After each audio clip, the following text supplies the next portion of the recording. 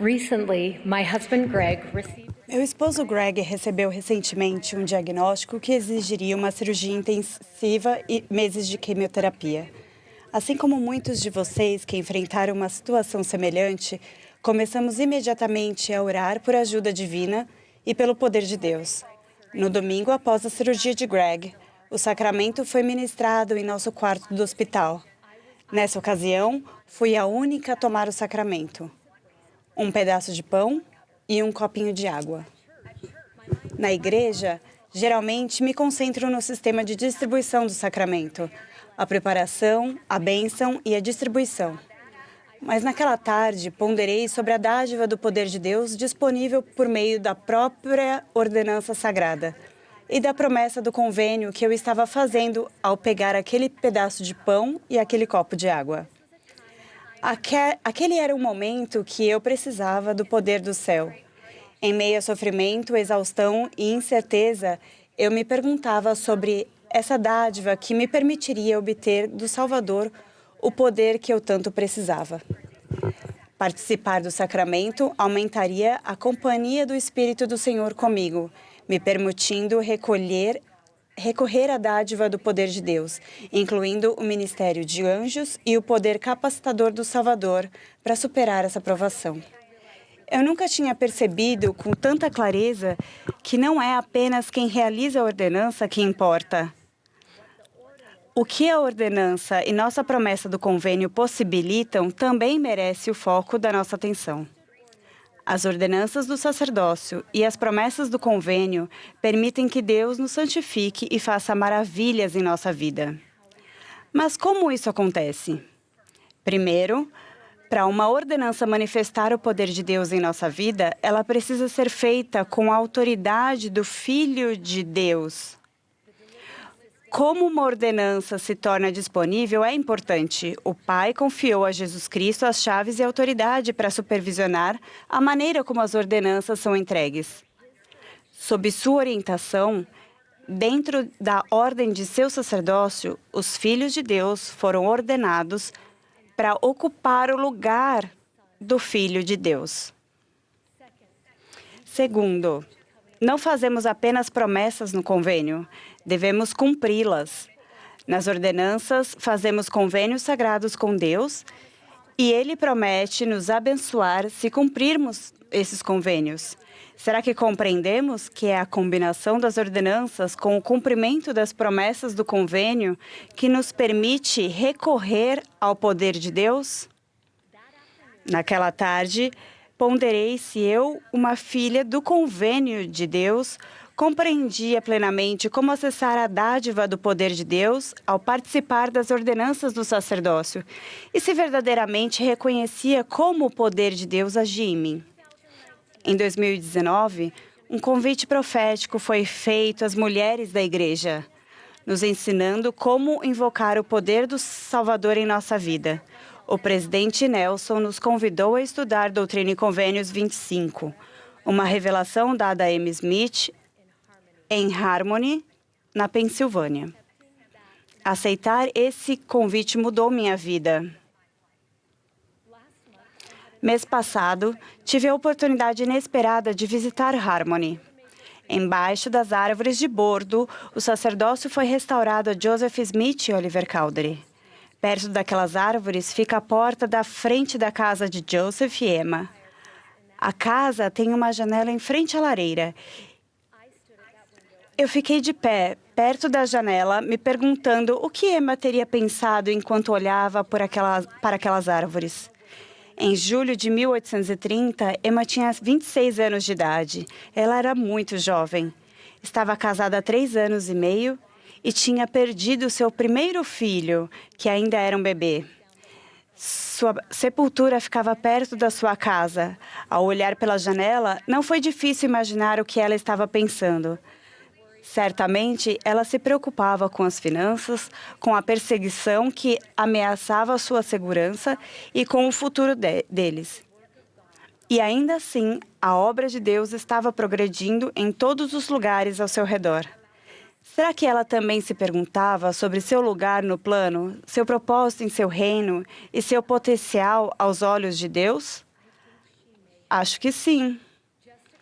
Por outro lado, a dádiva da autoridade e as chaves do sacerdócio haviam sido restauradas na terra. Aquele era o momento em que Emma realmente precisava do poder do céu.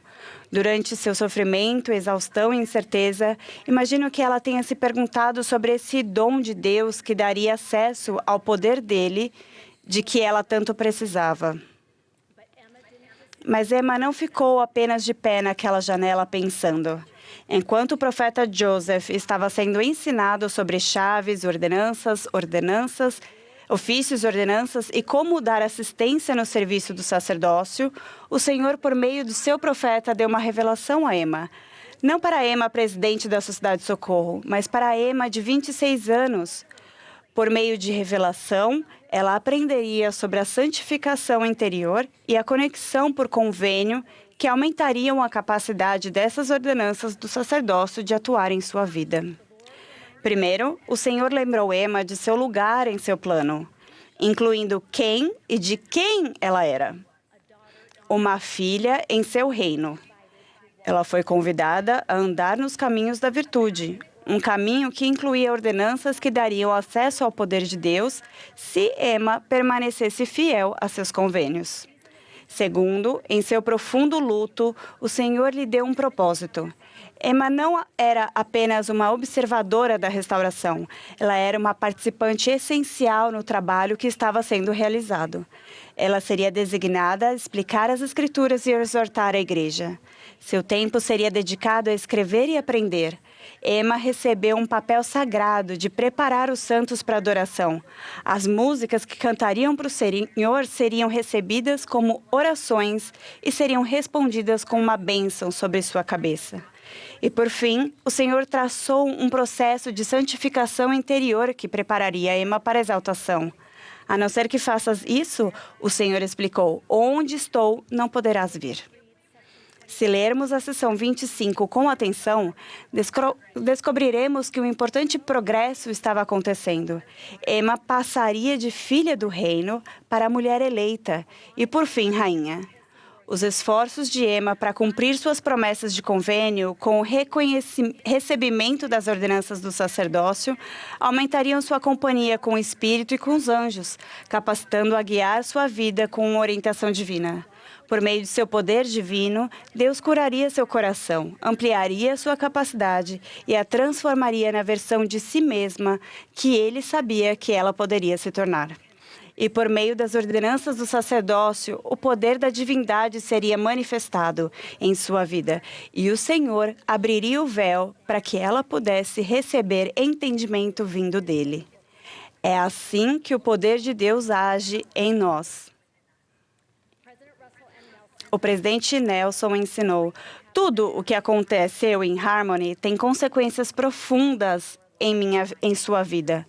A restauração do sacerdócio, assim como o conselho do Senhor a Emma, pode orientar e abençoar cada um de vocês. Invocar o poder de Deus em sua vida exige que as mesmas coisas que o Senhor instruiu a Emma e a cada uma de vocês. Havia coisas importantes acontecendo dos dois lados daquela janela em Harmony, incluindo a revelação dada à mulher eleita, a quem o Senhor havia chamado, uma revelação que fortaleceria, encorajaria e instruiria Emma Smith, filha de Deus. Quando nossa neta Isabelle recebeu uma bênção em um nome, seu pai a abençoou com uma compreensão do sacerdócio, que ela continuaria a crescer e a aprender sobre as bênçãos que ele proporcionaria em sua vida, e que sua fé no sacerdócio cresceria à medida que ela continuasse a aumentar sua compreensão. Não é comum uma garotinha ser abençoada para compreender o sacerdócio e aprender como aquelas ordenanças e as promessas dos convênios ajudarão a acessar o poder de Deus.